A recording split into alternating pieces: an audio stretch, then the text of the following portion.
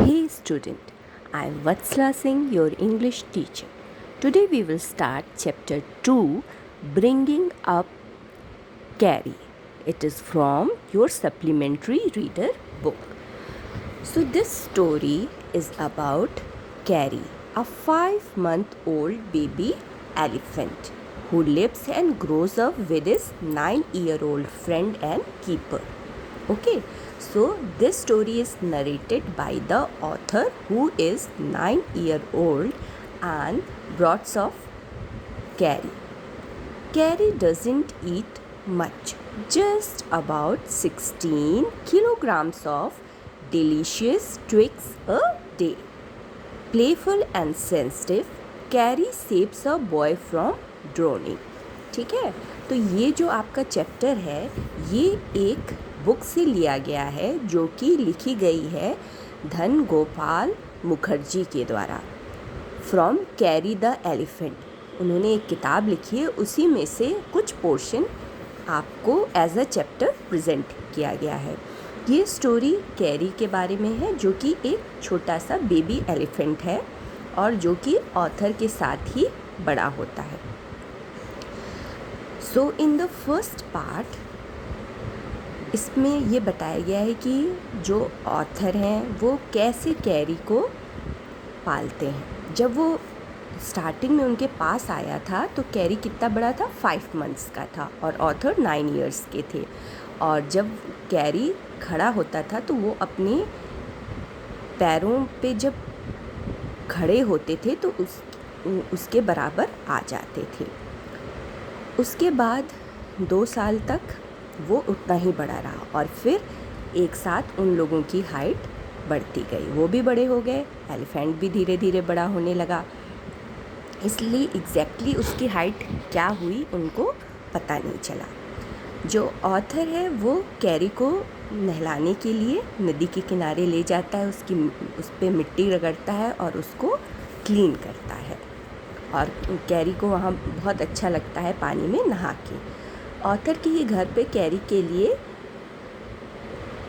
छोटा सा शेड बनाया गया होता है जिसमें जो पेड़ होते हैं उससे चारों खंभे बनते हैं और उसके ऊपर एक थैच रखा जाता है ताकि वो उसके अंदर आराम से रह सके। ऑथर रोज़ जाता है और उसके लिए खाने के लिए ट्विक्स और सैम्पलिंग्स लाता है। ट्विक्स क्या होती हैं, जो महीन ब्रांचेस होती हैं, डेलिकेट और मुलायम ब्रांचेस होती हैं, वही वो खाता है। तो एक बार क्या होता है कि वो जंगल में उसके लिए ट्विक्स काटने के लिए जा रहा होता है, तभी उसे एलिफेंट के चिल्लाने की आवाज़ आती है। तो वो दौड़ के पहुंचता है, वो सोचता है कि कैरी डूब रहा है, लेकिन ऐसा नहीं होता है। वो वहाँ पे जाके पता चलता है कि एक बच्चा नदी में डूब गया होता है और कैरी उसे निकालने की कोशिश कर रहा होता है। वो ऑथर को उसमें फेंक देता है नदी में कि उस बच्चे को वो निकाल के बाहर लाए, लेकिन ऑथर के लिए भी ये बहुत मुश्किल होता है और इस तरीके से वो छोटा हाथी का बच्चा और ऑथर दोनों कोशिश करते हैं और उस बच्चे को बाहर निकालते हैं नदी से। तो ये देख के ऑथर को बहुत अच्छा लगता है कि कैरी कितना सेंसिटिव है और उस बच्चे को निकालने में उन्होंने मदद की। Author says, I found myself going under the water again and again, but this time I found out that the water was not very deep. So I sank to the bottom of the river and doubled my feet under me and then suddenly kicked the river bed, so shot upwards like an arrow. तो author को लगता है कि वो भी डूब रहा है, लेकिन पैर वो नदी के उस पर रखता है तो पैर उसके जम जाते हैं और वहाँ से वो अपने को जंप करवाता है और नदी के बाहर आ जाता है। As my body rose above the water, I felt a lasso around my neck. और जब वो बाहर आता है तो जो हाथी का बच्चा है अपने उसके गले के चारों ओर अपनी ट्रंक फैला देता है। This frightened me. I thought some water animal was going to swallow me. I heard Carrie squealing and I knew it was his trunk about my neck. He pulled us both ashore. और फिर क्या होता है कि carry अपने trunk की मदद से ऑथर और दोनों बच्चों को बाहर कर लेता है। फिर क्या होता है, ऑथर को एक चीज़ और पता चलती है कि जो कैरी है उसे राइप बनानास बहुत पसंद होते हैं। कुछ दिन से क्या होता है कि उसके घर में डाइनिंग रूम के पास एक बड़े से बास्केट में फ्रूट्स रखे रहते हैं और उसमें से बनाना गायब हो जाते हैं। तो पहले ऑथर पे इल्ज़ाम लगता है कि वो बनाना खा लेता है, जो सर्वेंट्स हैं उन पे इल्ज़ाम लगता है कि वो लोग बनाना खा लेते हैं। फिर पता चलता है, ऑथर ये फाइंड आउट करता है कि वो कैरी था जो वहाँ से बनाना चुरा के ले जाता था। और पहले ऑथर ये सोचता है, एक दिन बैठा होता है तो वो देखता है कि एक काली सी कोई चीज़ आती है और वो बनाना लेके चली जाती है। तो ऑथर सोचता है कि ये कोई स्नेक है, लेकिन जब वो जाता है और वहाँ जाके देखता है कि कैरी ही वो होता है और वो उसकी ट्रंक होती है जिससे कि वो पकड़ के केले ले जाता है।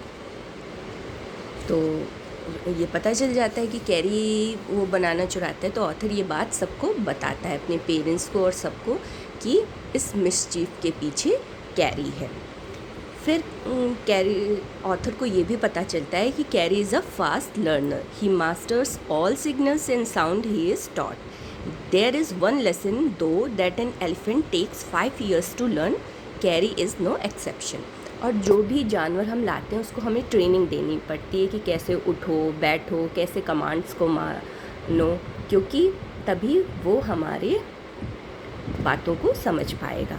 तो क्योंकि हाथी बहुत जल्दी बड़ा हो जाता है तो उसको ये सिखाना पड़ता है कि वो बैठे, तभी जो उसका मालिक है वो उसके कान में या उसके ऊपर आसानी से चढ़ सकेगा। तो you teach him these things as you teach a child. If you say that and pull him by the ear, he will gradually learn to sit down. Similarly, if you say Mali and pull his trunk forward, he will gradually learn that it is the signal to walk. ठीक है, धात का मतलब होता है बैठाना और मल्ली का मतलब होता है कि अब तुम्हें चलना है। तो ये सारे लेसन्स ऑथर ने अपने बेबी एलिफेंट को सुनाए। The most difficult thing to teach an elephant is the master call. कि मास्टर कॉल क्या होती है? जब आप जंगल में खो जाते हैं तो मास्टर कॉल के द्वारा हाथी जंगल में रास्ता बना देता है और आप वापस अपने घर की ओर पहुंच जाते हैं। Even if the elephant is frightened, the elephant pulls down the trees next to next, and soon you will find that he has made a road right through the jungle straight to your house.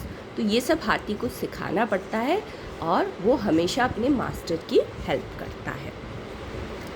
So in this way, this chapter is about Carry, a baby elephant, and how the author taught him and played him and grew with him to get a good company. So I hope you enjoyed this chapter.